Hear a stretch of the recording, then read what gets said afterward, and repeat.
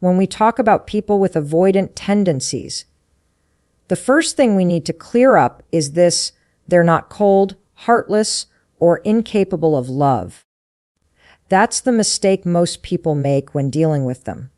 We look at the behavior, pulling away, shutting down, disappearing for days or weeks, avoiding direct confrontation, and we assume they don't care.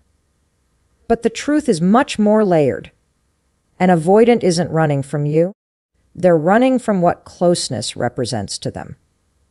And that distinction is critical if you want to understand how to connect with them at a deeper level. Human beings develop attachment styles based on early experiences, what psychologists call attachment theory. For someone who grows up in an environment where love feels inconsistent, conditional, or even overwhelming, they learn very early that closeness equals danger. That intimacy might bring pain, expectations, or rejection. So the brain adapts. It says, if getting too close hurts, then the safest strategy is to maintain distance. And what begins as a survival mechanism in childhood becomes a relational pattern in adulthood. That's what we see in people with avoidant tendencies. They've hardwired themselves to equate closeness with risk. Now, let's pause here, because this is where most people trip up. If you're in a relationship with someone who leans avoidant, it's very tempting to take their distancing personally. When they don't text back, when they seem disengaged, when they choose work, hobbies, or solitude over quality time with you, it can feel like rejection. It can make you spiral into self-doubt. But what you have to remember is that avoidance is not about you. It's about the stories they've told themselves about intimacy. Stories that were written long before you entered their life. Think about it like this. Imagine you're watching someone standing at the edge of a pool. To you, that pool looks inviting. The water is sparkling. It's a hot day. Jumping in would feel refreshing. But to the avoidant, that same pool represents drowning. They've had experiences where the water didn't hold them up, where they sank, where they panicked. So when you say, come on, just jump in with me, it's safe, their body says no. Their nervous system says no. Their entire being screams, protect yourself. That's the psychology of avoidance. It's not about indifference. It's about survival. Once you see this clearly, the whole game changes. Instead of pushing against their walls, you start to recognize why those walls exist. Instead of demanding closeness on your terms, you begin to realize that real connection requires creating safety on theirs. That's where the work begins, because the truth is, avoidant individuals do want love. They do want connection. They just don't trust that closeness won't cost them their freedom, their peace, or their sense of control. And here's the paradox. The more you chase, the more they retreat. The more you push for reassurance, the more suffocated they feel. It's not because they don't care, but because the pressure confirms their deepest fear, that intimacy means losing themselves. If you've ever tried to hold on to water, you know the harder you grip, the more it slips away. Relationships with avoidance follow that same rule. So, how do you approach it differently? You start by respecting the reality of their psychology. You acknowledge that independence isn't just a preference for them, it's oxygen. And you stop treating distance as a problem to fix, but instead as a language to learn.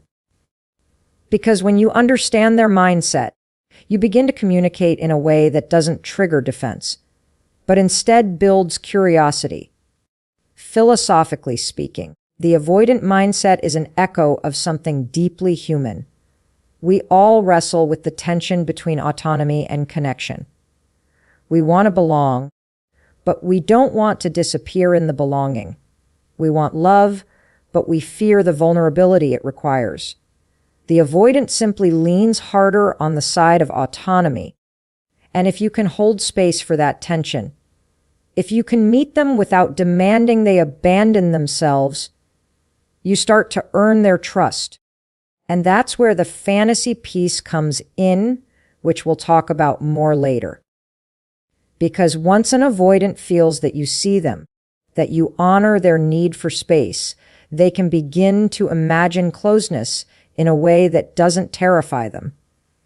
You stop being the person pulling them into the pool, and you become the one who makes the water look safe again. That shift is everything. But it begins here, with understanding, with seeing the avoidant not as a problem to solve, not as someone broken, but as someone whose nervous system learned to survive in a way that now complicates love. If you can embrace that perspective, you're already halfway to changing the dynamic. So the next time you feel them pull away, don't rush to interpret it as rejection. Instead, remind yourself this is their defense, not their truth. Beneath the avoidance, there's a heart that wants what every human wants: to be seen, to be valued, to be loved.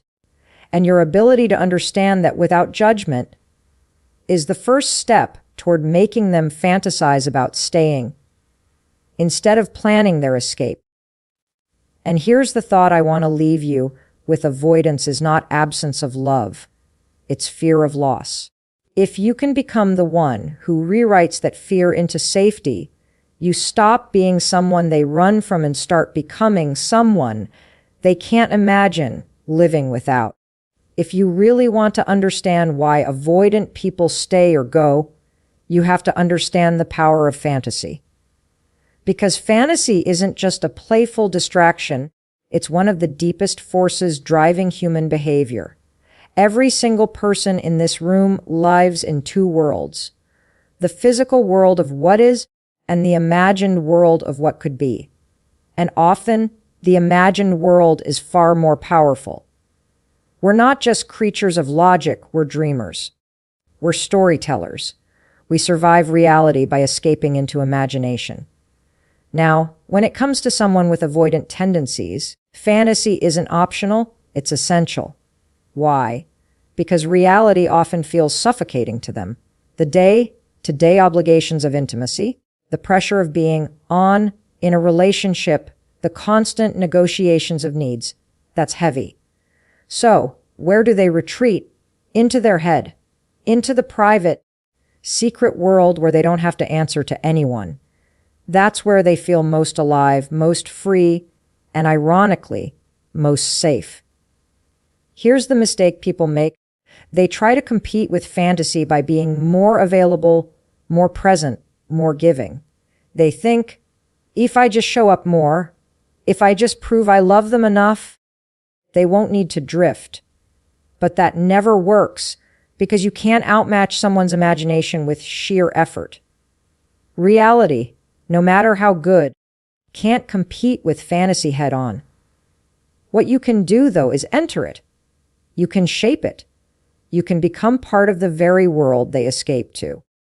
Think about the psychology here. Human beings don't actually fall in love with people. They fall in love with ideas of people. They fall in love with stories, with the way someone makes them feel, with the future they imagine when they think of them. Attraction, connection, desire, it all lives in the mind before it ever becomes tangible. And for avoidance, this is amplified. They may keep you at arm's length in real life, but in their inner world, they're rehearsing scenarios, replaying conversations, imagining what could be. That's where the bond is either strengthened or broken. So, if you want to keep an avoidant hooked, the key isn't to demand their presence. It's to capture their imagination. You do this by creating moments that stick. Not just big gestures, but little things that plant themselves in their subconscious. A phrase that lingers. A look that makes them wonder. A conversation that leaves unfinished threads for them to think about later. You want to be the person they can't stop daydreaming about when they're driving alone, when they're at the gym, when they're lying in bed at night. That's when you stop being just another person in their life and start becoming the central figure in their fantasy. There's a philosophical angle to this too. Fantasy is essentially freedom. It's the mind unshackled from the limits of the present. And what avoidants fear losing in relationships is exactly that, freedom. So if you can represent not the loss of freedom, but the expansion of it, you've flipped the script. You've turned yourself from a weight into a possibility. You become not the chain that ties them down, but the wing that helps them fly further in their own imagination. This is why mystery is magnetic. This is why unpredictability fuels desire. When someone knows everything about you, when every moment together is predictable, there's no space for fantasy. But when you leave just enough unsaid, just enough unexplored, their mind does the rest. And that's the beauty. You don't have to do all the work. Once you've sparked their imagination, they carry you with them everywhere they go, without you even being there. The mistake most people make in relationships with avoidance is thinking security means constancy. But security for an avoidant doesn't come from predictability. It comes from fascination. It comes from the inner world you create together, the private narrative that makes them feel like life is bigger, richer, and more alive with you in it. That's when fantasy becomes loyalty. And here's the crucial piece: fantasy isn't about deception. It's not about playing games or being manipulative. It's about awakening the part of someone that longs to feel alive. It's about tapping into that universal human truth that what we imagine shapes how we live, how we choose, and who we hold on to. So, if you're sitting there wondering, how do I make an avoidant stay? The answer isn't in forcing reality. It's in sparking imagination. Because when you become the person they fantasize about, you stop being someone they tolerate and you start being someone they can't let go of. And that's the thought I want to leave you with. Reality fades, but fantasy endures. If you can live in their imagination, you'll live in their life. One of the biggest misunderstandings in relationships, especially when dealing with someone avoidant, is the belief that pressure equals love. We think if we can just hold them closer, talk longer, demand answers quicker, somehow they'll finally feel secure with us. But here's the paradox. The very thing you believe will create closeness often creates distance. Because for an avoidant, pressure doesn't feel like care. It feels like a trap. Avoidants are wired to protect their autonomy. When they sense someone trying to close the gap faster than they're ready, their reflex isn't to lean in. It's to pull back. And the more you push, the more they retreat. It's not defiance. It's survival. Their nervous system equates pressure with danger. That's why arguments about texting frequency or time together can spiral so fast. What you see as a reasonable request, they feel as suffocation. So what's the alternative?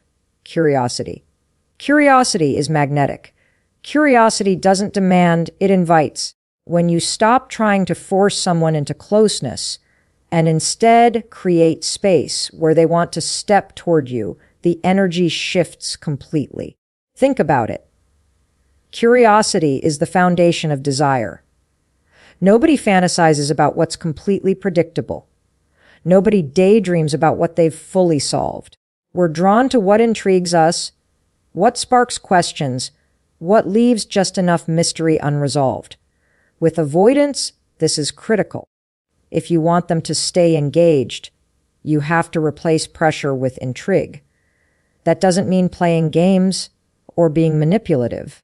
It means letting your presence be interesting rather than overwhelming. It means offering glimpses of yourself without handing over the entire script. Share stories that linger. Ask questions that stick with them long after the conversation ends. Live in a way that makes them think, What's going on in their world today? What else don't I know yet? That's how you plant yourself in their imagination. This isn't just psychology, it's philosophy.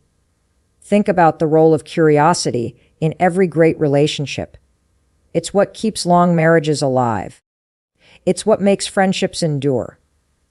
When we stop being curious about each other, when we assume we already know everything, the connection starts to die. Curiosity is the antidote to stagnation.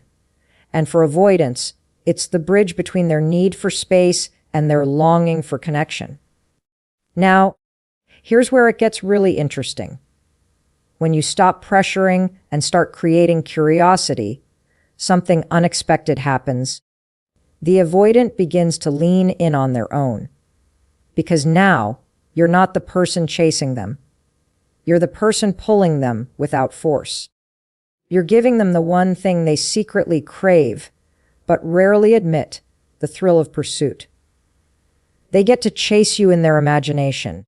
They get to wonder about you instead of feeling smothered by you. And that subtle shift, going from chase to chaser, can transform the dynamic entirely. Think of it like gravity. You don't see it, but it's always pulling. Curiosity works the same way. When you create enough intrigue, they orbit around you naturally. You don't have to beg for attention. You don't have to guilt trip them into staying present. They come back because their mind won't let them stay away. Of course, some people hear this and think it sounds like manipulation. But it's not. It's respect. Respect for their pace. Respect for their nervous system. Respect for the reality that true connection can't be forced. It has to be chosen.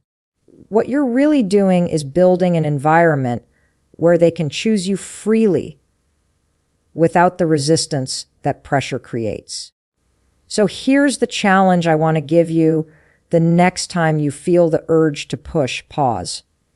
Instead of demanding, ask yourself, what would spark curiosity here? What could I say or do that would make them think, not feel cornered? It might be as simple as pulling back a little. It might be sharing something personal, but not fully explaining it. It might be changing your routine so you're not as predictable.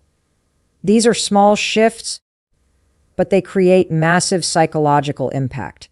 Because curiosity isn't about withholding love. It's about making love sustainable.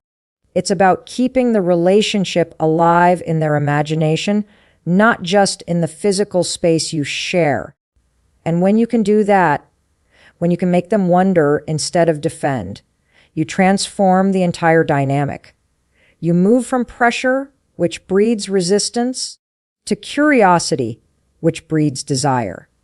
And here's the line I want to leave you with: pressure pushes people away, but curiosity pulls them closer. If you can master that shift, you'll never have to chase someone again. They'll chase the idea of you all on their own. If you really want to shift how an avoidant sees you, you need to understand this simple truth. People don't stay for logic. They stay for how you make them feel. And for avoidance, what they crave more than anything is an escape. Not escape from you, but escape from the weight of a world that constantly demands from them. Escape from the pressure to perform, to meet expectations, to keep their guard up. When you can become that escape, when your presence feels like the one place where they can breathe without losing themselves, you stop being just another person in their life. You become their emotional sanctuary. Here's the psychology behind it. Avoidants often carry an invisible heaviness. They're hyper-aware of not wanting to be trapped, not wanting to be controlled, not wanting to disappoint. So every interaction is filtered through that lens. They're asking, am I safe here? Do I still get to be me? Or am I about to be swallowed by someone else's needs? That's why they retreat. Not because they don't care, but because retreating feels safer than risking. Now imagine being the opposite of that. Imagine being the person who doesn't take their distance personally. Imagine being the person who lets them exhale instead of holding them to some constant performance of closeness. That's when you stop being a source of stress and start becoming a source of relief. And here's the paradox. When you stop pressuring, you create the very closeness you were chasing in the first place. Because human beings don't stay where they feel trapped, they stay where they feel free. This is where the idea of becoming an emotional escape comes in. You do it not by being less present, but by being differently present. Instead of filling every silence, you allow space. Instead of interrogating their behavior, you give them curiosity and openness. Instead of demanding intensity all the time, you build lightness, humor, play, shared stories that feel effortless instead of heavy. You create a world with them that feels like a private little bubble, separate from all the noise and demands of the outside world. Think about your own life for a second. What keeps you drawn to a person, a friend, a partner, even a place? It's rarely obligation. It's how it makes you feel. The coffee shop you love isn't necessarily about the coffee. It's about the vibe. It's the sense of comfort, of belonging, of familiarity. In the same way, the people we're drawn to most are those who make us feel lighter when we're around them. For an avoidant, that effect is multiplied. If you become the person who offers lightness instead of weight, you become magnetic. Philosophically, this goes deeper. Human beings have always created scapes, myths, stories, music, poetry. These aren't just entertainment.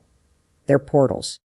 They transport us into another state of being, one where life feels bigger, softer, more meaningful. What you're doing when you become an avoidance emotional escape is stepping into that same role. You're becoming a living myth for them, a person whose presence lifts them into a state they can't access on their own. That's not manipulation. That's connection at the deepest level. But here's the caution: you can't fake this. Avoidants are highly sensitive to inauthenticity. If you're pretending to be light and easy while secretly trying to control the outcome, they'll feel it. Becoming their emotional escape means truly respecting their rhythm. It means holding your own boundaries while giving them space to breathe. It means genuinely embracing the paradox of connection, that the less you try to control it, the stronger it becomes.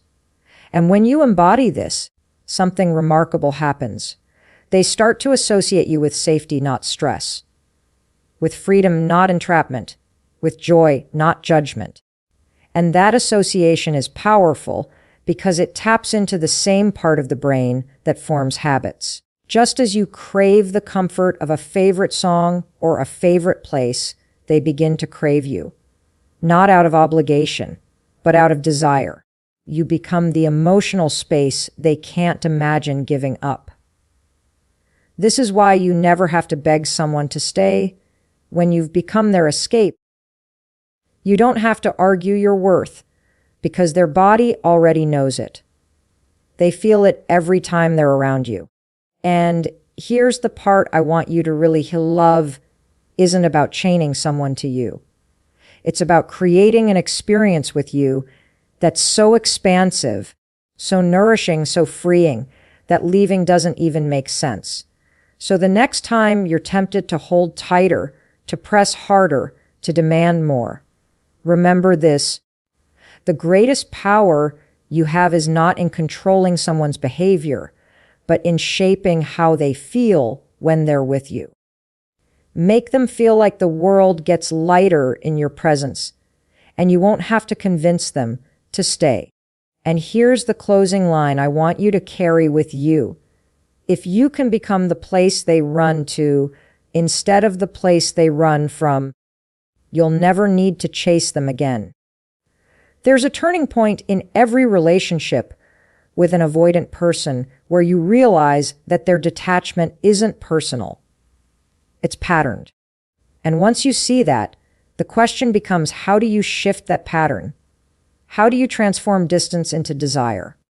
Now, the instinct most people have is to close the gap by leaning in harder. If I just show more love, if I'm more available, if I prove how much I care, they'll finally relax. But as we've already explored, avoidants don't interpret that as reassurance. They interpret it as pressure, and pressure makes them withdraw even further. The harder you push, the colder they get. The more you chase, the faster they run. So here's the shift. Instead of meeting detachment with pursuit, you meet it with magnetism. You stop trying to drag them closer and instead make yourself the kind of person they can't resist moving toward. That's the subtle art of turning detachment into desire. The key is balance. If you're too available, you become predictable, and predictability kills intrigue. If you're too distant, they'll simply conclude you're not invested and detach completely. The sweet spot is where you're consistent enough to be trusted, but unpredictable enough to be exciting, where your presence doesn't feel like an obligation, but like an adventure. Think of it like fire. Too much wood piled on at once smothers the flame. Too little wood and the fire dies. But if you learn to feed it slowly, steadily, with just enough oxygen and just enough fuel, it burns brighter and longer. Relationships with avoidance work the same way. You keep the flame alive not by overwhelming them, but by leaving space for air. This is where unpredictability comes in. Not chaos, not games, but genuine depth and variety. Maybe it's the way you share stories they didn't expect. Maybe it's showing a side of yourself that they haven't fully seen yet. Maybe it's shifting your energy so sometimes you're playful and light, sometimes grounded and reflective. What matters is that they can't pin you down into a single predictable box. That keeps the imagination alive. That makes them wonder, what else is there to discover? Psychologically, this taps into one of the most powerful drivers of human behavior: novelty. The brain craves newness. It's wired to pay attention to what surprises it. And for avoidants who already live in their head, novelty is the bridge between distance and desire. If you can provide moments that feel fresh, moments that wake them up, you become the spark they can't stop thinking about. But let's go deeper, because this isn't just about tactics. It's about philosophy. Desire isn't sustained by certainty. Desire thrives on tension, on the space between what you know and what you don't. It's why mystery novels pull you to the last page. It's why a song you love still stirs something after 100 listens. You don't just enjoy what you hear. You anticipate what's coming next. That sense of anticipation is what keeps relationships alive, and it's exactly what flips detachment into longing. So how do you live this out in real life? You stop making your presence predictable. You create rituals but break patterns. You show love, but you also hold back just enough for them to wonder. You tell stories but leave room for questions. You give them the gift of space without disappearing, and the gift of closeness without suffocating. It's the paradox of attraction. When they don't feel forced, they choose. And when they choose, desire deepens. The real secret here is this: avoidants don't actually want distance. What they want is freedom. And freedom isn't the opposite of connection. It's the soil where true connection grows. If you can give them the sense that being with you doesn't cost them their independence, but actually amplifies it, you'll notice something incredible. The very detachment that once pushed you away transforms into pursuit. They'll start closing the gap themselves. They'll lean in, not because you demanded it, but because you made it irresistible. And here's the part that might surprise you. This isn't just about them. It's about you. Because when you stop trying to control or cling, you step into your own power. You stop reacting to their patterns, and you start shaping the dynamic. You stop needing them to fill your void, and you start becoming someone so full, so magnetic, that their desire for you becomes inevitable. So let me leave you with this thought: detachment isn't the end of desire. It's the test of it. If you can turn their distance into curiosity, if you can meet their retreat with magnetism instead of panic, you stop being someone who begs to be chosen. You become someone they can't stop choosing. At some point, every relationship faces the question, what makes a bond last? What makes someone choose to stay, not because they have to, but because they can't imagine leaving? With avoidant personalities, this question becomes even sharper. Because they're not easily tethered. They're not held by obligation or pressure or even logic. They're held by something far more powerful, an emotional bond that feels both safe and irresistible. And here's the truth: people don't stay because you convince them. They stay because they feel something with you they can't feel anywhere else. For avoidance, that feeling isn't just love. It's love that doesn't cost them their freedom. Love that feels like expansion, not confinement. Love that feels like possibility, not pressure. That's when the bond becomes unbreakable. Now, let's connect this back to everything we've covered. We started with understanding their mindset, that avoidance isn't rejection, it's protection. We explored the power of fantasy, how the imagination fuels desire and shapes attachment. We looked at curiosity as the antidote to pressure, and how becoming their emotional escape flips stress into safety. Then we shifted detachment into desire by balancing consistency with intrigue. And now, all of that comes together here, at the core, transforming all those sparks into loyalty that lasts. Because fantasy, curiosity, and desire, those are the entry points. They capture attention. They build attraction.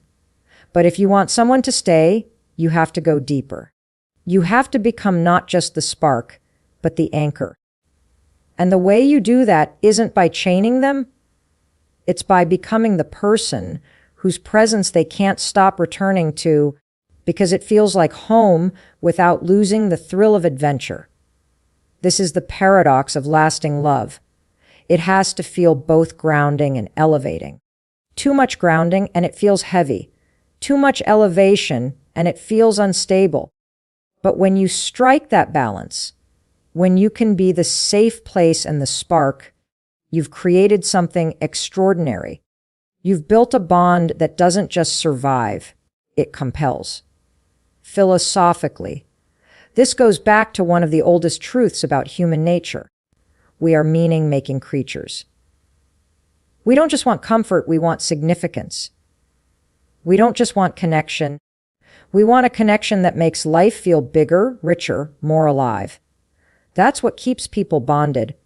Not obligation, not fear of loss, but the deep sense that life with you is simply more meaningful than life without you. For avoidance, this is critical because they've built their whole psychology around minimizing risk, around protecting their independence.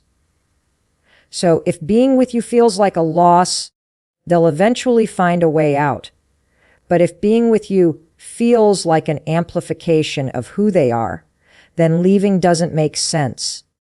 Because walking away would mean losing not just you, but the part of themselves that only exists with you. That's when the bond becomes irresistible. So how do you embody this? You stay true to yourself.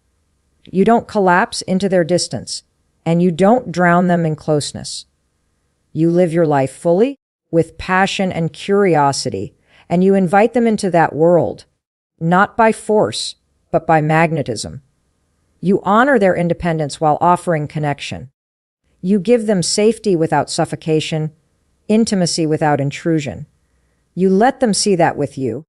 They don't have to choose between love and freedom. they can have both. And here's the beautiful irony. Once they feel that, but the very thing they feared, closeness, becomes the thing they crave. The walls that once kept them safe start to feel like barriers keeping them from you. And when that shift happens, they'll break down those walls themselves. Not because you pushed, but because they finally believe closeness won't cost them their selfhood. It will expand it. That's the transformation. That's how fantasy becomes loyalty. That's how curiosity becomes commitment. That's how desire becomes devotion. It's not about trapping someone. It's about creating an experience with you so compelling, so safe, so alive, that leaving isn't even an option they seriously consider. And I want to leave you with this: lasting bonds are not built on control. They're built on freedom. When you become the person who makes freedom and love coexist, you stop being someone they can walk away from. You become someone they can't imagine living without.